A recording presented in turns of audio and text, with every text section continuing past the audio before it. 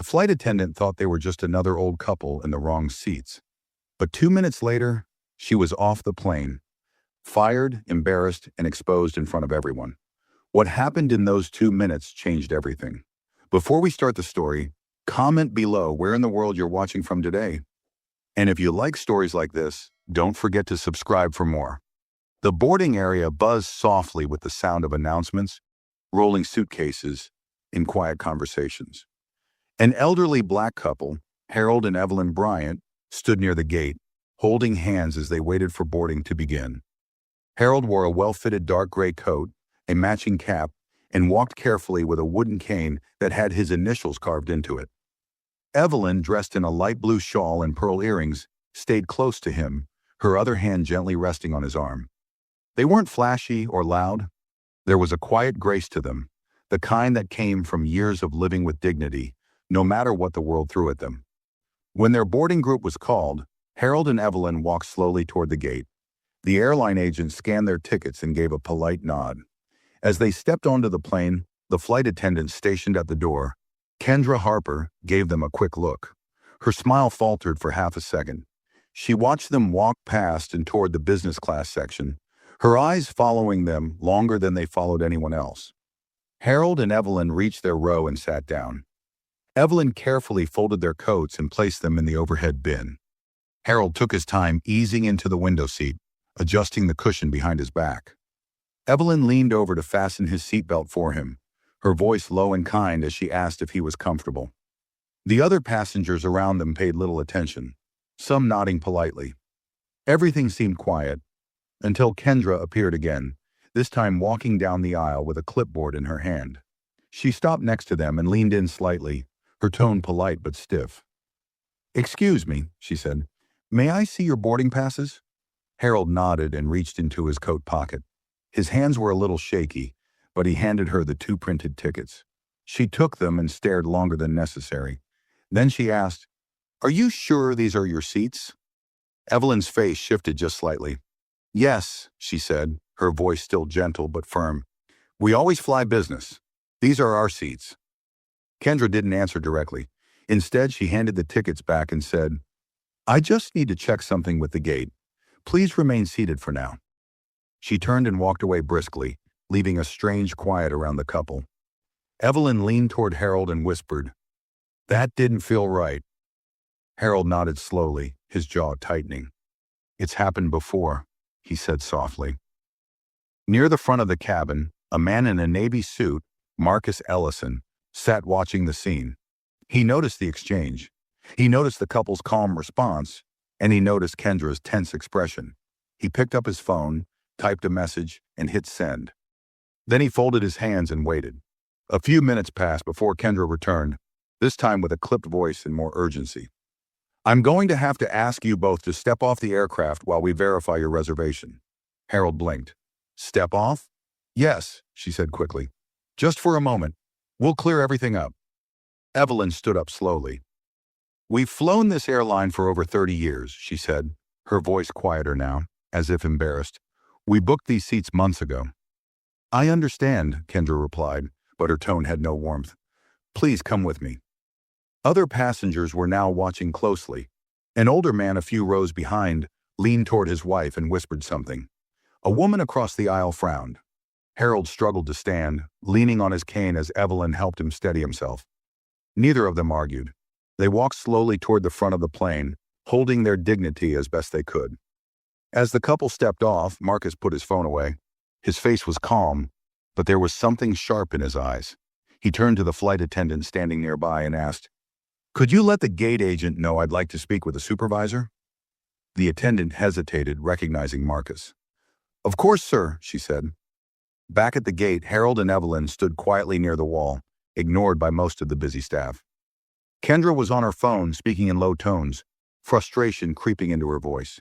She didn't notice the airport manager walking toward her until he was right in front of her, and she had no idea that Marcus had just triggered something she would never forget. The airport manager, Douglas Price, arrived with a quick but steady stride.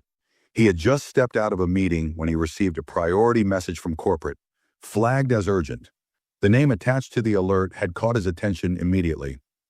Marcus Ellison, one of the highest-ranking executives in the company, not someone who made noise unless there was a serious reason. Douglas walked up to the gate, eyes scanning the situation.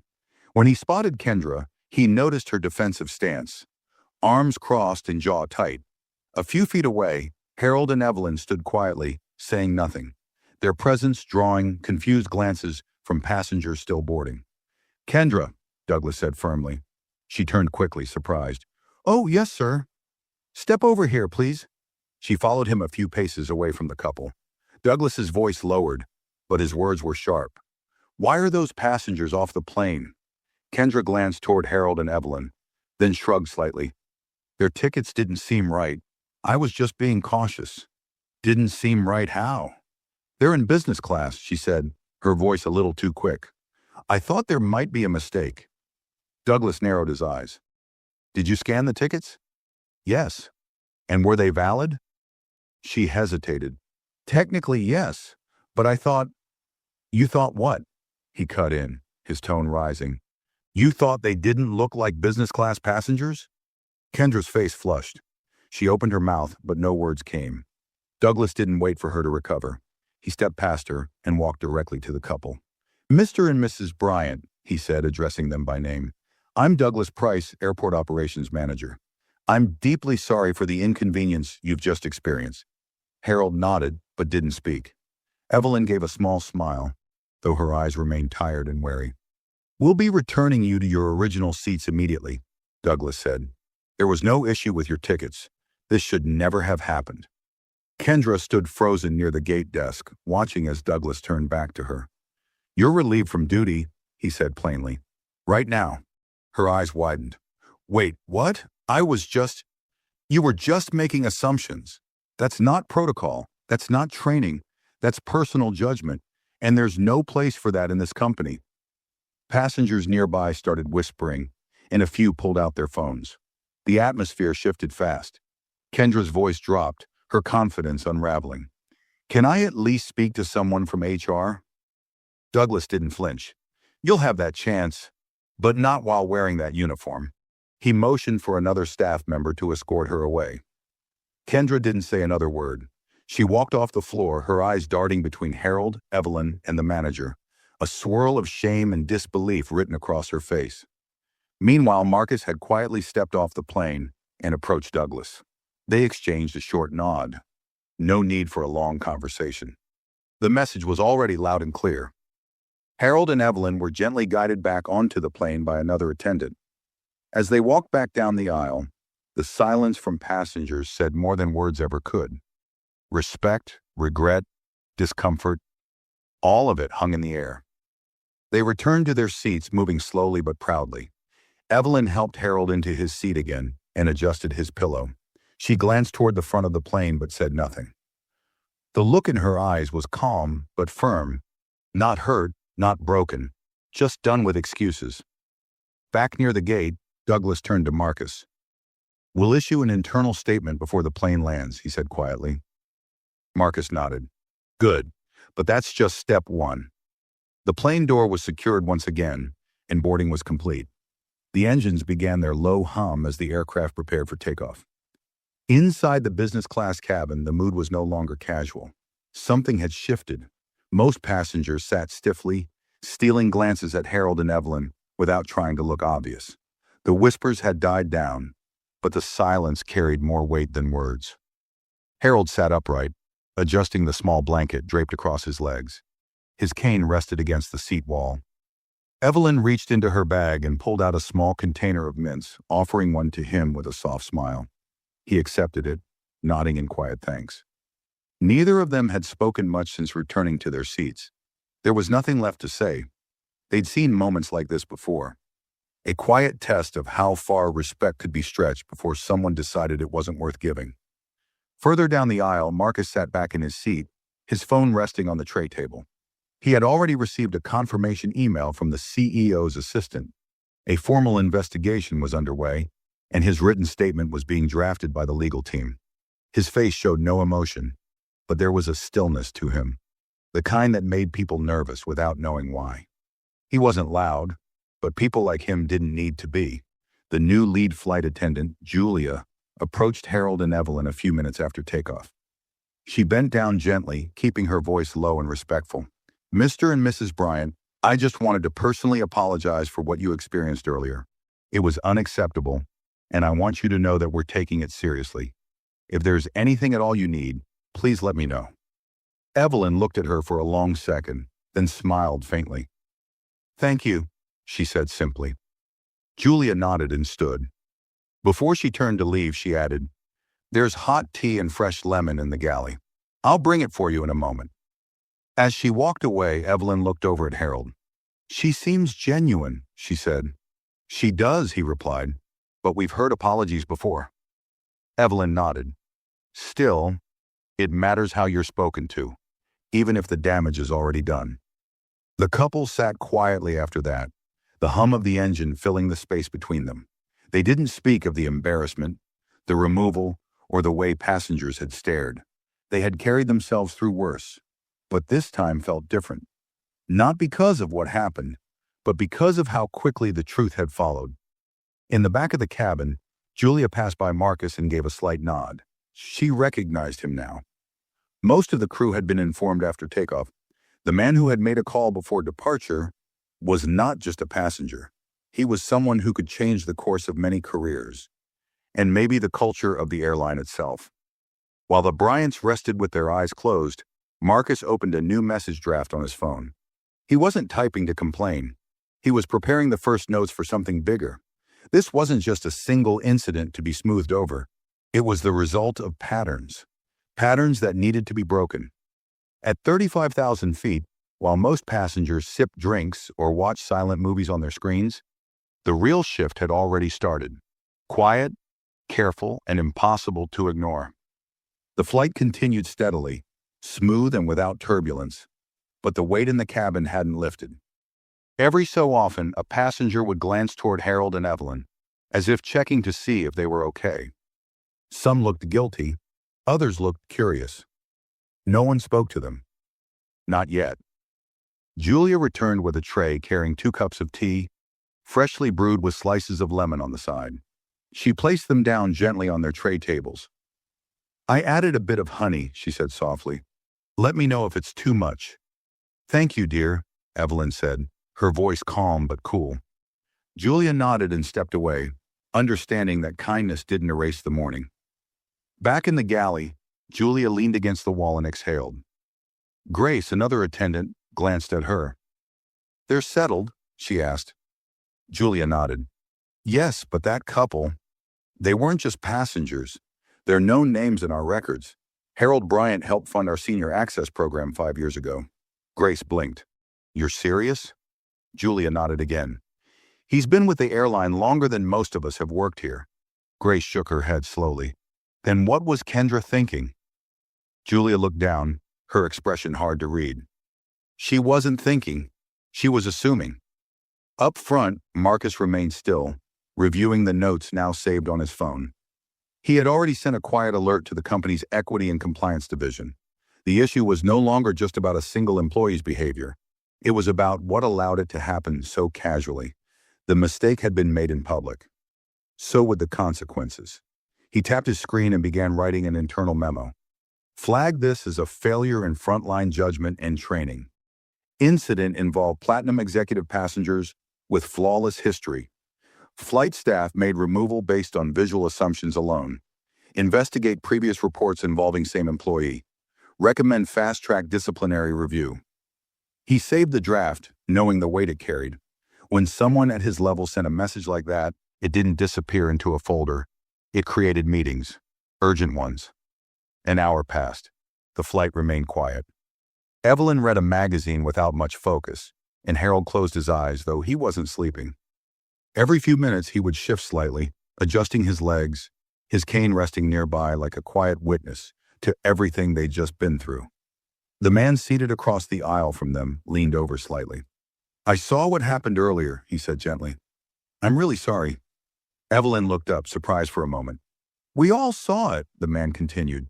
"It wasn't right, and I wanted you to know that." Harold opened his eyes and gave a small nod. "Thank you," he said. "It means something." The man leaned back, saying nothing more, but his words hung in the air. The first voice from the crowd willing to speak. One small ripple. But sometimes that's all it takes to break the silence. Another hour passed, and the plane continued to cruise through clear skies. Drinks were served, meals distributed, and conversations began to pick up again. The earlier tension hadn't vanished. It had simply tucked itself under the surface, quiet and waiting. Yet in that silence, something had shifted. Near the front, Marcus received a message from his legal advisor. Review board has been notified. Human Resources has opened a formal incident report. Internal policies under immediate review. Do you wish to make a public comment? Marcus didn't respond right away. He read the message twice, then closed his phone. Timing mattered. Speaking too soon could look like a headline. He didn't want a reaction. He wanted results. Across the aisle, Harold glanced at Evelyn. She could feel his eyes before he spoke. You all right? She gave him a small nod. Yes, but I'm still thinking about it. About her, he asked. She shook her head. About how quickly it happened. How simple it was for her to decide we didn't belong. Harold didn't answer right away. He took a sip of his tea, now lukewarm, and placed the cup back down. She didn't even ask herself if we'd been here before, Evelyn continued. She just saw us, and that was enough. He looked at her, the lines around his eyes deeper than before. It's always enough for people like that, he said quietly. Further down the cabin, a younger woman who had seen the whole incident finally stood up. She walked over to Julia in the galley and spoke in a low voice. Was that couple put back in their seats? Julia nodded. Yes, ma'am. The woman glanced back toward Harold and Evelyn. I don't know them, but I know what I saw, and that shouldn't have happened. Julia listened, her hands stilling over the tray she was preparing. The woman added, that flight attendant, she looked right at them like they were trespassing, and no one stopped her. Julia's jaw tightened. She's been removed. She won't fly again until this is over. Maybe not ever. The passenger nodded. Good. Someone needed to see it from the beginning.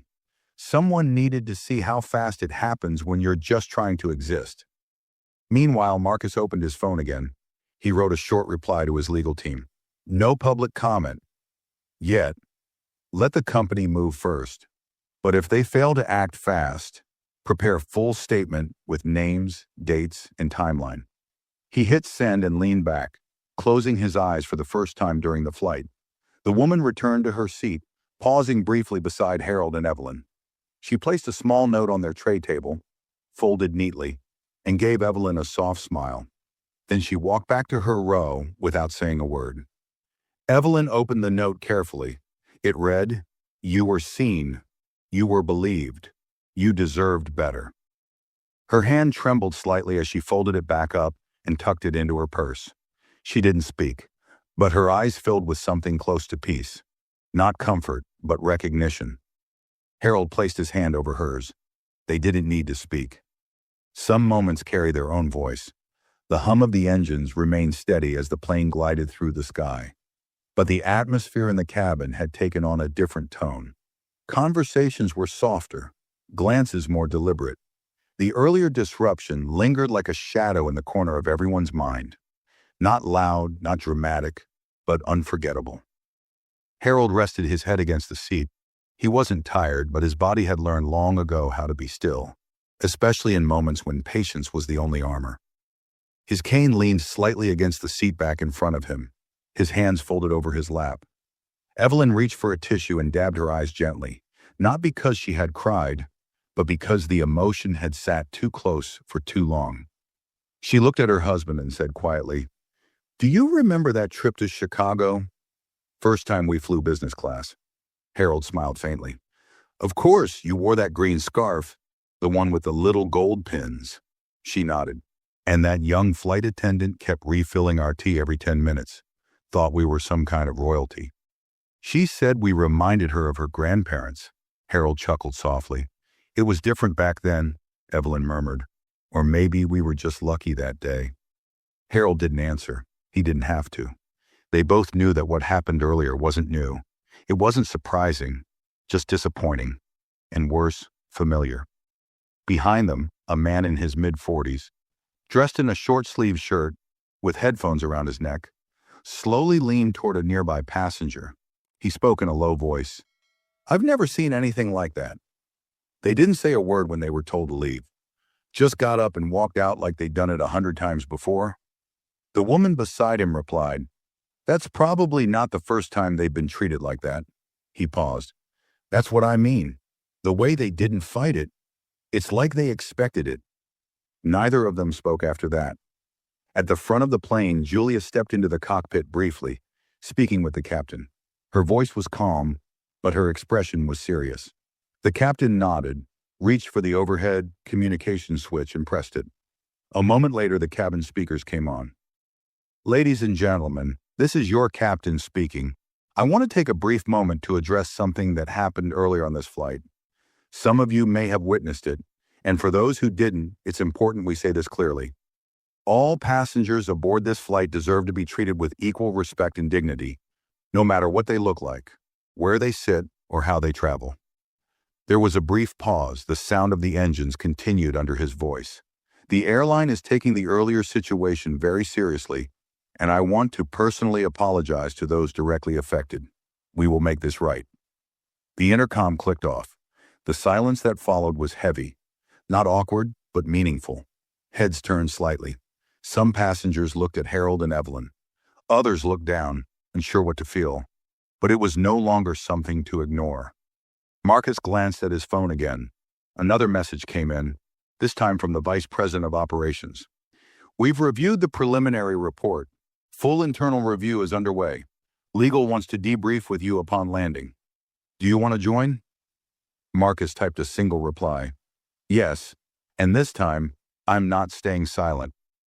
Meanwhile, back in business class, Evelyn reached into her bag and pulled out a small leather journal. The cover was worn, the pages lined with careful handwriting. Notes from their travels, names of cities, quiet moments worth remembering. She opened it to a blank page and began to write, slowly and carefully. March 27th, Flight 894. We were seen. We were questioned. Then we were heard. For once, someone didn't wait too long to listen. She looked over at Harold. He was already watching her, a faint smile on his face. She smiled back. Outside the windows, the sky stretched wide and clear. Inside the cabin, something had changed. Not completely, not enough to fix everything, but just enough to remind them, and everyone watching, that silence wasn't always the safest seat. The minutes moved slowly as the plane continued its course, but something about the air felt different now. Heavier in some ways, lighter in others. There was no dramatic shouting, no confrontation left hanging in the aisle. Instead, the weight of quiet reflection settled over the passengers like a blanket they hadn't asked for. Conversations had softened, and eyes had turned inward. A moment of bias, brief and casual to some, had now forced an entire cabin to confront something most pretended wasn't real. Harold looked out the window, his gaze steady. The clouds outside rolled slowly beneath them, silent and endless. He had always found peace in flying, the way the world seemed smaller from above, how the noise faded at 35,000 feet. But not today. Not after what happened. Today, the clouds didn't bring peace. They only reminded him that no matter how high you flew, some things always followed you. Evelyn closed her journal gently and placed it back in her purse. She turned toward him and said softly, "Do you think she regrets it?" Harold didn't turn his head. "Which one?" "Kendra." He thought about it for a long moment. Regret's easy when people are caught. The real question is whether she understands why she was wrong. That's the part most people miss. Evelyn nodded slowly. It's not about the mistake. It's about the belief behind it. Meanwhile, in the first row of economy class, a college student named Rafi sat quietly, scrolling through a thread on social media. He had posted earlier, during boarding, describing what he witnessed. The elderly couple removed, the uncomfortable silence, the flight attendant's tone. His post had started to gain attention. Comments were flooding in. Unbelievable. This keeps happening. People need to stop acting surprised. Tag the airline. Hold them accountable. Rafi bit his lip as he read. He hadn't meant to start anything, but seeing it unfold in front of him, Watching two kind elderly people being questioned without cause had shaken something in him. He refreshed the screen. The post had crossed 12,000 likes, and counting. Further ahead, Julie and Grace quietly discussed the aftermath. They stood behind the curtain in the galley, voices low. She should have just asked herself one question, Grace said. Would she have done that if they looked like someone else? Julia didn't answer right away. She poured 2 cups of water and handed one to Grace. You know what gets me, she said finally. It wasn't even what she said. It was how she looked at them, like they were doing something wrong just by sitting there. Grace nodded, her jaw tight. That look is what people remember. Julia leaned against the counter, tired. I hope this isn't just about her losing the job. I hope they actually change something. They have to, Grace replied. Too many people saw it. This one won't go quiet. In business class, Harold leaned his head back again, staring at the ceiling. He wasn't angry. He'd long passed that point in life. But he was tired. Not physically, but in a deeper, heavier way. Tired of being expected to handle things gracefully every time someone else's ignorance decided to test their patience. He remembered moments just like this, at restaurants, in hotel lobbies, even on trains. Every time Evelyn would grip his hand a little tighter, and he'd force a smile to show the world that they were okay. But behind that smile was the same silent question. When does it stop? Evelyn reached for his hand again now, sensing the weight of his thoughts without needing to ask. He looked at her, and their eyes met. Not with sadness, but with something stronger. The kind of strength that doesn't need to announce itself. A few rows behind them, the man who had spoken earlier leaned over to his wife and whispered, I hope someone tells the whole story. His wife replied, They just did. Without saying a word, the captain made another short announcement. Just weather this time, and an update on landing. But even that simple message couldn't wash away the undercurrent of awareness now flowing through the cabin. At the back of the plane, Marcus finally stood and walked toward the galley. Julia straightened when she saw him. Is everything all right, sir? Marcus looked calm as always. You've handled things professionally, he said. I just wanted to say that. She blinked, surprised. Thank you, sir. He paused for a moment, then added, Make sure your report is honest. All of it. Don't leave out the passengers who saw it, or the silence from the others. That matters just as much. Julia nodded. I understand. Marcus walked back to his seat, hands in his pockets, expression unreadable. But in his mind, every part of this moment was being recorded. The report, the timeline, the tone of voices, the looks exchanged. It would all matter. Because some stories don't need to be shouted to be powerful. Some are loudest when they're quiet, witnessed, remembered, and impossible to ignore.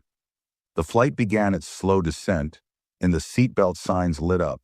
Flight attendants moved through the aisles with practiced grace, checking overhead bins, reminding passengers to stow their trays and return their seats upright. But no one really paid attention to the safety reminders. Most were still thinking about what had happened earlier. You could feel it in the way people sat. A little stiffer, a little quieter, eyes moving more than mouths. In business class, Harold adjusted the buckle of his seatbelt with slow, steady hands. Evelyn leaned over and helped smooth the lap blanket over his legs. She didn't speak. She didn't need to. Her movements were soft but full of unspoken care. He looked at her, then down at her hands. That same hand had carried him through hospital stays, long drives, funeral halls, and courtroom benches. Now it held him through something as ordinary and as exhausting as a plane ride. The note from earlier, the one the young woman had left, sat inside Evelyn's purse. She hadn't looked at it again, but she could still hear the words in her head. You were seen. You were believed. You deserved better. She wasn't used to being seen.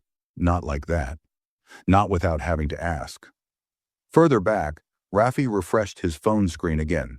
The post had now gone viral, over 60,000 interactions. Verified accounts were beginning to share it. Even a few well-known figures had commented. This is what racial bias looks like in real time. Glad someone spoke up. Don't let this get buried. Someone had tagged a news outlet, then another. The story was moving faster than he expected. His hands trembled slightly as he locked his phone and looked around the cabin. From the outside, it looked like a normal flight, just another landing. But he knew something bigger was happening. This wasn't just about two people being mistreated. It was about how everyone else reacted when they saw it. Back in the galley, Grace leaned against the counter, folding her arms. "He's one of them, isn't he?" she said to Julia. "Who?" "That man in seat 1A, Marcus Ellison." Julia nodded slowly. "He's not just with the company, he's high up. Legal affairs, corporate ethics division." Grace exhaled. "So he saw everything." "He saw enough." Julia paused, then added, "And now everyone else will too." At that moment, the intercom chimed again. The captain's voice came over, calm and direct. "Ladies and gentlemen, we'll be landing in approximately 10 minutes. Please ensure your seatbelts are fastened and all personal items are stowed. On behalf of our crew, thank you for flying with us today." Evelyn stared straight ahead. Her hands rested gently on the armrest between her and Harold. She didn't know what would happen when they landed. Whether someone would be waiting to speak with them, or if they'd simply be allowed to walk off like nothing happened. But she knew one thing. She wasn't going to let this go unnoticed. Harold reached into the pocket of his coat and pulled out a small leather wallet. From it, he took a folded business card, worn and creased at the edges. On the back was a name and a direct phone number. It belonged to the airline's board liaison, someone he had met years ago at a charity gala when they were launching a program for senior travelers. He looked at the card, then tucked it into his shirt pocket.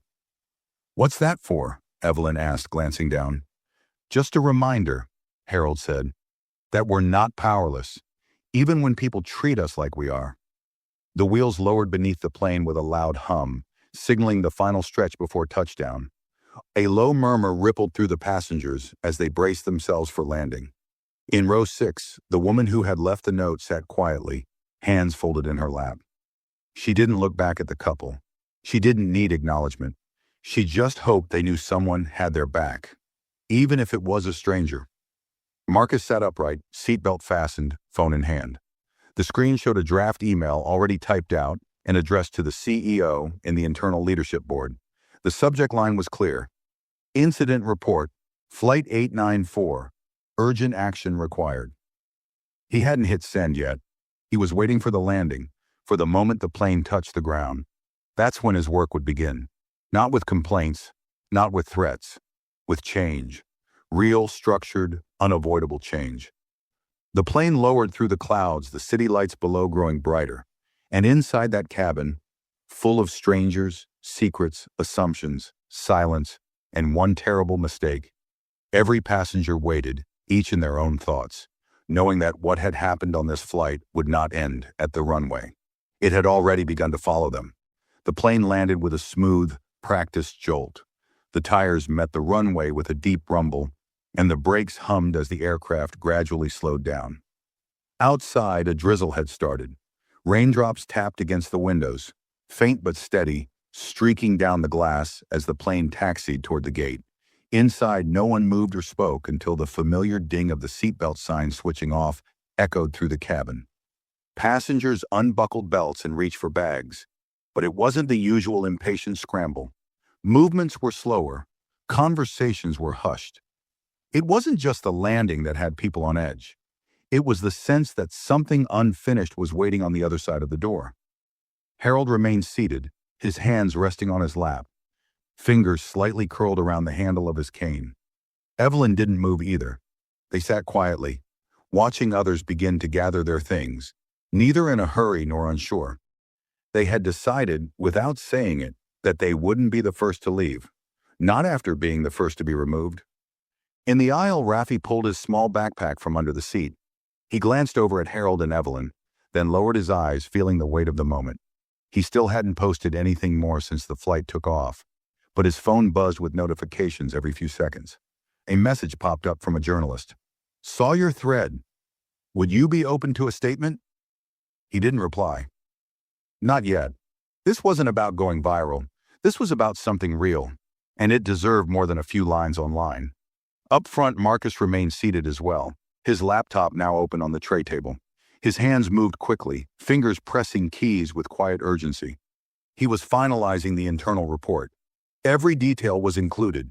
The moment Kendra approached the couple, the exact time they were asked to leave, the passengers who saw it in the specific sections of the company's anti-bias training policy that had clearly been ignored. He finished the report, attached the relevant timestamps and witness notes, and paused only for a second before hitting send. The email disappeared into the system, copied to the CEO, the legal team, the board, and one senior advisor who handled internal investigations. This wasn't a complaint, it was documentation. And in his position, documentation carried weight, the kind that moved departments, shut down cover-ups, and forced policies to change. As the plane came to a complete stop, Julia stood at the front of the cabin. Her voice came over the intercom, calm and measured. "Ladies and gentlemen, welcome to your destination. Please remain seated until the main doors have been opened and the aisle is clear." She stepped out of the galley, walked through the aisle with quiet authority, and stopped by Harold and Evelyn's row. She knelt slightly, just enough to meet them at eye level. "I've been told that a team from the airline will be waiting just outside the gate," she said softly. "They've been briefed. They'll be speaking with you directly, if that's all right." Harold nodded once. "Thank you." Evelyn looked at Julia, her voice soft but clear. "Did you know before we boarded who we were?" Julia hesitated. "No, ma'am, I didn't." Evelyn gave a faint smile. "Good. That means you treated us with respect because you chose to, not because you were told to." Julia's eyes welled slightly, but she held her voice steady. "You deserved nothing less." Further back, passengers began to gather in the aisle, but many looked back toward the Bryants, unsure if they should go or wait. The couple's quiet strength had commanded the entire cabin, not through anger or demands, but through the simple act of existing with grace, even while being wronged. The main door opened with a click, and the first rows began to exit. As they passed, a few passengers stopped briefly to nod at the couple. A woman in her 60s placed a hand gently on Evelyn's shoulder and whispered, "We saw you." "I'm sorry." A younger man simply said, "That should never have happened," before moving on. Even those who didn't speak left the plane a little quieter than they had entered it. You could see it in their eyes, the way they looked at Harold and Evelyn, not with pity, but with something closer to understanding, and maybe guilt. When it was finally their turn to stand, Harold rose slowly, gripping the armrest for balance. Evelyn picked up their small carry-on and handed him his coat.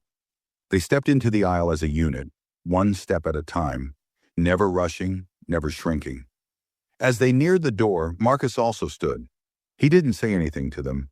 He simply gave a respectful nod, the kind that passes between people who understand what isn't said aloud. Then, standing just outside the aircraft door, were three individuals, one in a dark gray suit holding a clipboard, another with a staff badge clipped to her blazer, and a third man holding a leather portfolio. Their faces were serious, but their posture was deferential. The woman in the blazer stepped forward. "Mr. and Mrs. Bryant," she said gently, "I'm Alicia Stone, from the Executive Relations team. We're deeply sorry for what happened today, and we'd like to speak with you privately before you leave the terminal." Harold looked at Evelyn, then nodded once. "Lead the way." And with that, they stepped off the plane, not as passengers who had been removed, but as people who had been wronged, and were now being met with the beginning of something that looked, finally, like accountability. The hallway just outside the jet bridge had been cleared. No passengers lingered. No staff milled about. The usual hustle of arrivals was held at a respectful distance. Harold and Evelyn walked with slow, steady steps, side by side behind the airline representative, Alicia, who guided them through a private security corridor toward a quiet conference room tucked behind the terminal's main concourse. Alicia's voice was calm, but there was urgency beneath it. "We've arranged a private space so you won't be disturbed. There are some things we'd like to go over with you, and the Vice President of Customer Relations will be joining us shortly." Evelyn nodded politely, but her expression gave nothing away. She was past the point of small reassurances. She had been in enough rooms like this to know how companies handle damage control. Soft tones, bottled water, and lots of carefully chosen words that sounded like apologies but landed like excuses. Harold didn't speak.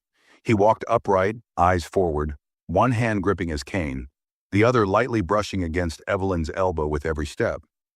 The air was cool in the hallway, the fluorescent lights casting long shadows behind them. Inside the conference room, the table had already been set. A tray of tea and bottled water, leather chairs. A folder of printed documents sat neatly stacked in front of one seat. A second after they entered, the door opened again. A tall man with silver hair, pressed shirt, and a tight corporate smile stepped in. He extended a hand with practiced ease. "Mr. and Mrs. Bryant, I'm Daniel Reeves. I want to thank you for agreeing to speak with us. First and foremost, I want to express my sincerest apology for what you experienced on Flight 894. I've reviewed the preliminary incident notes, and I assure you, what happened should never have occurred." Harold didn't take the offered hand right away. He glanced at Evelyn, who gave a slight nod, then shook Daniel's hand briefly before taking a seat. Evelyn followed, folding her coat neatly in her lap. Daniel sat across from them, his posture respectful but stiff. He cleared his throat. "Before we proceed further, I want you to know that the employee involved, Kendra Harper, has been immediately suspended, pending full review. The onboard manager made the call to remove her from duty after reviewing passenger accounts and verifying your tickets." "We know," Evelyn said calmly. Daniel looked slightly thrown by the interruption, but recovered quickly. "Good.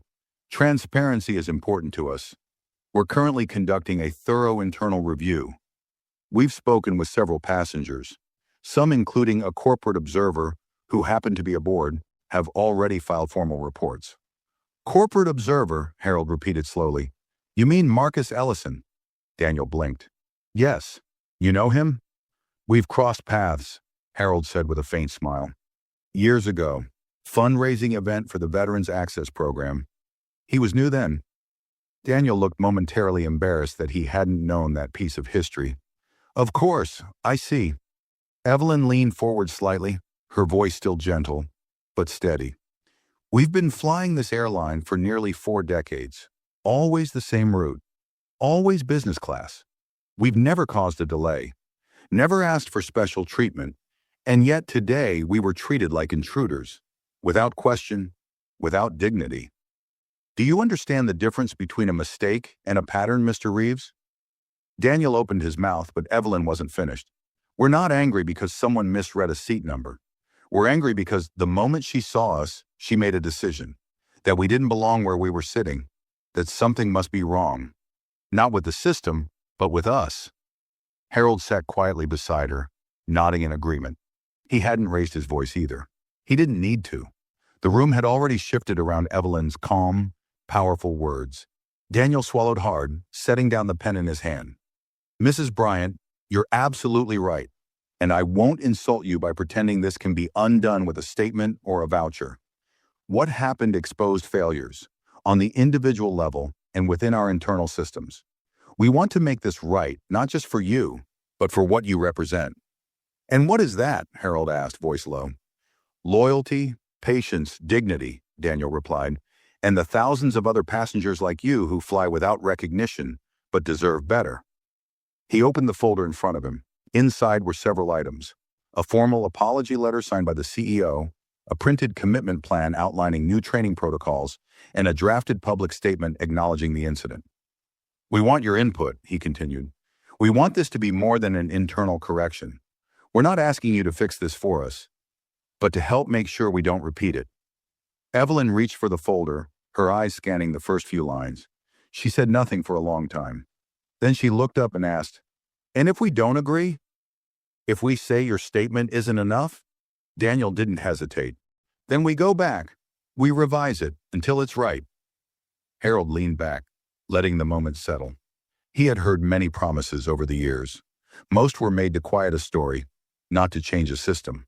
But something about the tension in Daniel's shoulders, the way his hands stayed open on the table, suggested this wasn't just about public image, at least not entirely.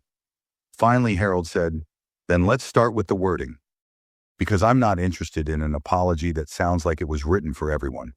I want one that sounds like it was meant for us." Daniel nodded. "Understood." Outside the room, the airport bustled like normal. Travelers hurried to gates. Announcements echoed overhead. But inside, something rare was happening. A conversation where the truth wasn't being softened. A moment where two voices, long ignored, were finally being heard without interruption. And that alone made the silence worth breaking. Time moved slowly inside the quiet conference room, though the airport beyond its doors churned on like any other day. Luggage wheels rolled. Boarding groups were called. Families hurried toward connections. But within those four walls, the conversation between Harold, Evelyn, and Daniel took on a rhythm that had nothing to do with gate numbers or boarding times. It was the rhythm of people finally saying what had gone unsaid for years. Evelyn read each page of the proposed public statement, word by word. She didn't skim. She didn't rush. The paper in her hands held more than a corporate message. It was, to her, a test of sincerity. She looked for what was missing, not just in the phrasing, but in the tone. The language was clean, professional, and apologetic, but it was cautious, too cautious. "This sounds like you're sorry that people found out," she said finally, placing the paper down. "Not that it happened." Daniel's shoulders slumped slightly. Not defensively, but like someone who already suspected he'd hear those words. "I understand," he said quietly. "We had legal review the draft before it reached you. Their job is to minimize liability, but that shouldn't come at the cost of honesty." Harold leaned forward, resting his elbows on the table, his cane laid across his lap. "Here's what I know, Daniel. You'll say what your lawyers allow. You'll offer vouchers. You'll retrain your staff. And then in a month or two, if the headlines die down, everyone goes back to doing things the old way, until it happens again, to someone who doesn't have a connection, or a name, or enough witnesses willing to speak." Daniel didn't argue. He didn't shift in his chair. He simply looked across the table and said, "That's what we're trying to stop. And you're right. It shouldn't take influence to be treated properly." Evelyn pulled the folded note from her purse, the one given to her on the plane by the young woman. She unfolded it carefully and placed it on the table between them. "You know why this meant more than anything in your folder?" she asked. Daniel glanced at the words written in pen. "You were seen. You were believed. You deserved better." Evelyn tapped the paper with her finger, because she had nothing to gain by writing this. No title, no script, no camera. Just decency. That's what your employees need more of. Not policy refreshers, not 6 slides on unconscious bias. They need to be reminded that every person who steps on your planes deserves to feel like they belong. Daniel nodded slowly, his expression tight. "We've started reviewing internal training protocols, not just customer-facing modules. We're adding live scenarios, real-world footage, and this incident will be part of it." Harold's eyebrows lifted. "You're putting us into your training?" "Only with your permission," Daniel said. "Not just what happened, but how it was handled and how it should have been handled. And more importantly, how you responded. You didn't shout. You didn't demand anything unreasonable. You didn't make threats. But you made us listen. That matters." Evelyn folded the note again and tucked it back into her purse. "Use the story," she said, "but don't turn us into a cautionary tale. We're not the warning. We're the example of how people survive disrespect with dignity." Daniel began taking notes. For the first time, his posture eased, not because the meeting was ending, but because something real had broken through the polished script he'd arrived with. Harold shifted in his seat and said, "There's one more thing. We don't want this to end in private. Not just a closed meeting, a quiet apology, and a digital signature on a training packet." "What do you have in mind?" Daniel asked. "A meeting with the CEO," Harold replied, "face to face, not just for us, but with members of your leadership team, your hiring director, your training leads. I want to know what kind of culture you're building behind your name." Daniel paused. "I can arrange that." Evelyn added, "We want a follow-up, not just promises. We want a timeline, metrics, proof. Not because we need compensation, but because if you don't change this, someone else will suffer it next, and they may not have the voice or the patience to wait for your apology." Daniel nodded, more firmly this time. "Understood. We'll schedule the meeting within the week." He stood, and so did they. No handshakes this time. Not yet. The moment was too heavy for formal politeness. The weight of the past hours, the humiliation, the removal, the unexpected vindication, still lingered between them. As Harold and Evelyn exited the room, Daniel followed them partway down the hallway, watching as they disappeared around the corner, escorted quietly by Alicia toward the main exit. Inside the conference room, the papers on the table fluttered gently beneath the air vent. The public statement remained half-edited, the apology letter unsigned. But for the first time that day, it felt like something had truly started. Not with policy, not with press, but with truth, and two people refusing to let that truth be smoothed over. Outside the terminal, the evening air was cool and damp, the earlier drizzle turning into a soft rain that tapped against the pavement in rhythmic drops. Cars pulled into the pickup lanes one after another, headlights glowing through the mist. The city buzzed quietly beyond the glass walls of the airport, unaware that something rare had unfolded behind the gates. Not just a mishandled flight, but the beginning of a reckoning. Harold and Evelyn stood side by side beneath the covered exit, their small suitcase resting between them. They had declined the black car service arranged by the airline. "We're not here for ceremony," Harold had told Alicia. "We just want to get home like everyone else." Now they waited for a taxi like they always did. No fanfare, no announcement, just presence. Evelyn pulled her shawl tighter around her shoulders as the wind picked up. She looked up at her husband. "You think anything will come of it?" Harold was quiet for a moment. Then he said, "Something already has." She tilted her head. "How do you mean?" He turned to her, voice steady. "They saw us, not just the airline, the people, on that plane, in that room, watching online. They saw what it looks like when someone crosses the line and you don't yell, don't scream, don't back down, just stand there and don't move. That's what stayed with them." Evelyn gave a soft hum, the kind that meant she agreed, but wasn't ready to let it settle. "But will they remember?" she asked. "They won't forget," he answered, "because we didn't let them pretend it didn't happen." A yellow taxi pulled into the lane. The driver stepped out, popped the trunk, and gave a small nod as he recognized them. Not as celebrities, not as passengers who had made a scene, but as people who had been watched, wronged, and respected. They got in without a word. As the car merged into the stream of vehicles, Evelyn looked out the window. The city lights blurred past. Street lamps, signs, buses, each one flickering like a passing thought. Her phone buzzed in her lap, a text from an unknown number. "Mrs. Bryant, this is Julia, the flight attendant. I just wanted to say thank you. You didn't know me, but you reminded me why I took this job in the first place. I saw how you handled everything. I won't forget it." Evelyn stared at the message for a long time before turning the phone face down. "One of the crew," she said softly. "She thanked us." Harold nodded but didn't respond. He was watching the passing buildings, deep in thought.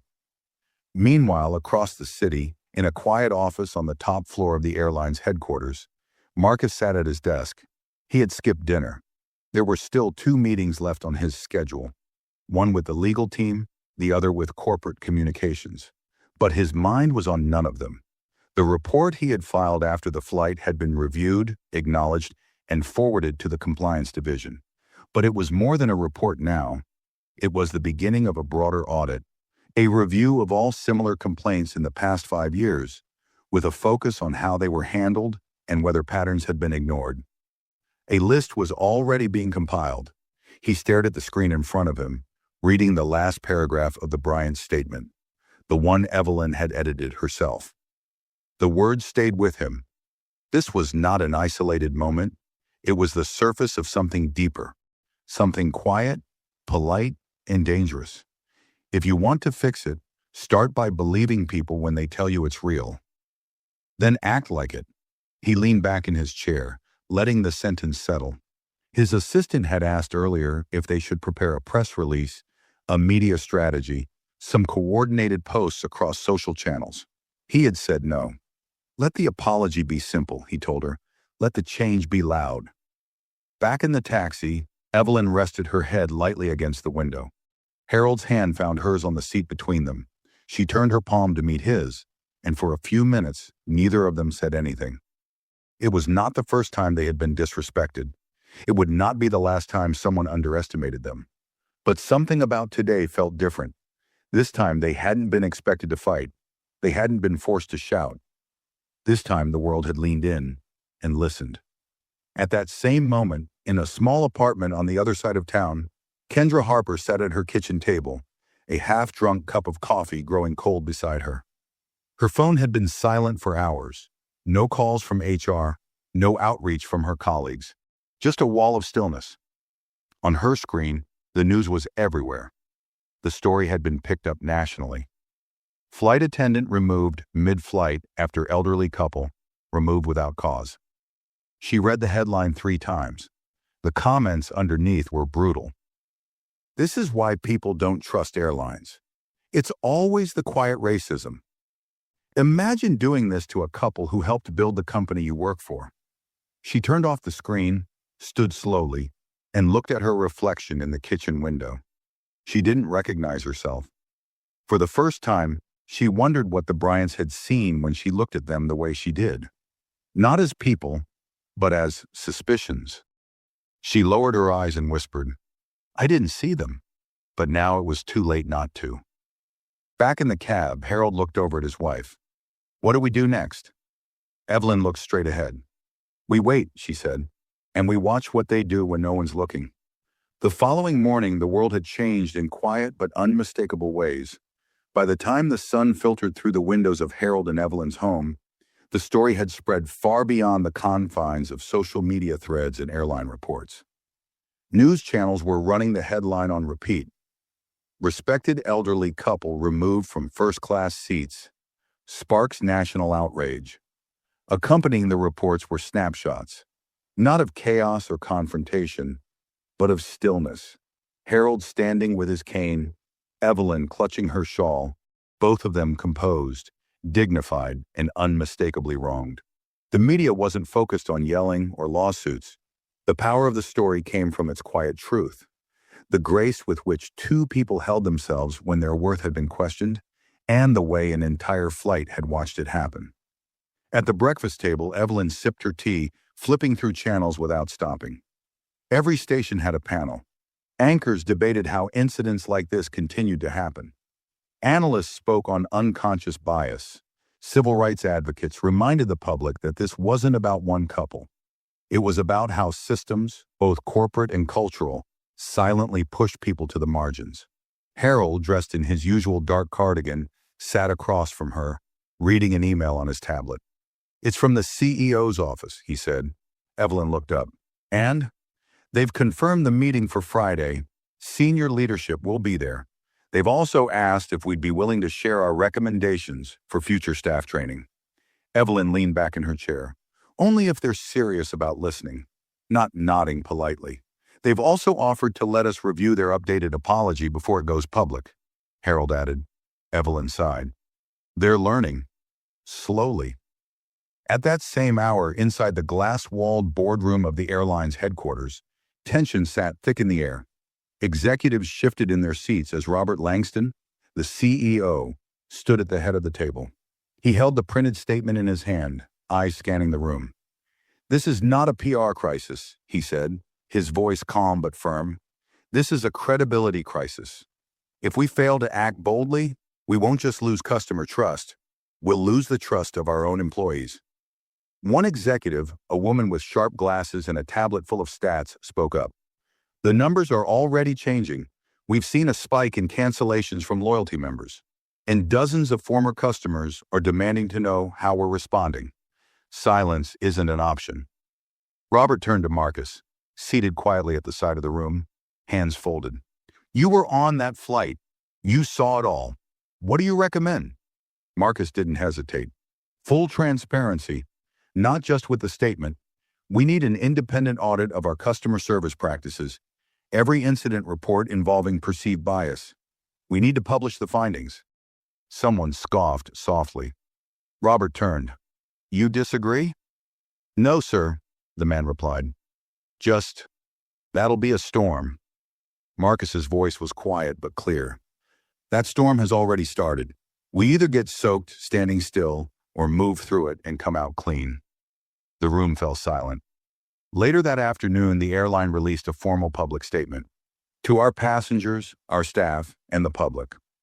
On Flight 894, Mr. and Mrs. Bryant, long-standing loyal customers, were removed from their rightful seats without just cause. We acknowledge that this act was rooted in an employee's personal judgment, not airline policy. While we cannot undo the harm caused, we are taking immediate, concrete steps to ensure it never happens again. This includes the full termination of the employee involved, an independent audit of past complaints related to discriminatory treatment, and a total overhaul of our training systems with direct guidance from those who have lived through the harm our systems failed to prevent. We thank the Bryants for their patience, their grace, and most of all, their honesty. We failed them, and we will not make that mistake again. The response was swift. The public commended the directness of the message. Civil rights organizations posted statements of cautious support. Several major companies applauded the airline's willingness to self-examine. Still, others were more reserved. "Words are cheap," one headline read. "Let's see what happens in 6 months." Meanwhile, Evelyn sat in the living room with her journal open, pen in hand. She didn't write much, just a few lines. "We were taken off a flight because someone didn't think we belonged, but we never left with our heads down. Sometimes the strongest protest is staying upright." Harold stepped in and placed his phone down. "Our niece called, said people at her university were discussing it in class today. The professor used it as an example of silent strength." Evelyn smiled gently. "Let them study it. Maybe they'll see what respect looks like when it's been earned and denied, and what it means when it's reclaimed." At that moment, they weren't thinking about headlines or hashtags or executive meetings. They were thinking about the next flight they'd take, the next time they'd walk down an aisle, the next time a stranger would look at them and have to ask themselves, "Do they belong here?" And maybe, just maybe, that answer would come a little faster next time, a little more certain, because the world had watched. And now the world remembered. By the end of the week, Harold and Evelyn stood once again inside the glass walls of the airline's headquarters. This time not as customers, but as consultants, witnesses, and quiet revolutionaries. They were greeted at the front by Alicia and led through a series of private corridors. Not for show, but to ensure the press, now gathered outside the building, wouldn't turn this into a spectacle. The Bryants hadn't given interviews. They hadn't signed any deals. They'd refused all offers to sell their story. They wanted only one thing: change that lasted longer than a news cycle. Inside the executive conference hall, every major department head sat waiting. The CEO, Robert Langston, stood as they entered. No handshakes, no pretense, just a gesture toward 2 seats placed deliberately at the head of the table. Harold and Evelyn sat down quietly. For a moment, no one spoke. Then Robert cleared his throat and began. "We've reviewed your recommendations, every word, and I want to start today by thanking you, not for your patience, though that deserves recognition, but for your refusal to accept silence. That refusal has forced this company to confront truths we've ignored for too long." He gestured toward a folder in front of every executive. "In those packets, you'll find our new protocol, drafted in consultation with external equity advisors, revised policy enforcers, and frontline staff. But I want you to hear the core of it directly, because it came from this couple here." He paused, then read aloud. "Respect cannot be conditional. Dignity is not earned by tone, attire, or travel status. It is owed immediately and without compromise the moment a person walks through our doors." The room remained still. Robert looked at Harold. "We'd be honored if you would speak." Harold stood, his cane in one hand, the other resting gently on the back of his chair. His voice, though aged, carried easily through the room. "I'm not here to thank anyone for doing what's right. I'm here because this isn't about my wife and me anymore. It's about every person who's ever been looked at like they didn't belong. Every person who sat in silence after being judged for how they looked, spoke, or simply existed." He paused, then turned slowly, letting his gaze meet the eyes of everyone in the room. "My wife and I didn't cause a scene because we didn't have to. The world caused it for us. But next time, and there will be a next time, someone may not have the patience we do. Someone may be tired, hurt, angry. And when that happens, don't ask why they're so upset. Ask what you missed when you had the chance to do something." He sat back down. His words settled in like weight on the room. Evelyn didn't speak this time. She didn't need to. Her presence, her grace, her very being, it was enough. The meeting lasted 2 hours. Protocols were reviewed. Questions were asked. Evelyn made sure the staff training didn't just include policies, but scenarios.